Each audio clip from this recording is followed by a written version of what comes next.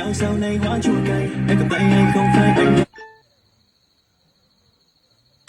Người ngọt ngào không có anh nhớ mà, bây giờ đôi ta bỗng trống xa. Thôi duyên em lại như bóng kia đã đóng thuyền, rất được ly anh cùng người đi xa. Đôi ta chẳng là gì quá nhau, nhưng dẫu thôi lòng người ngồi sống theo niềm đau.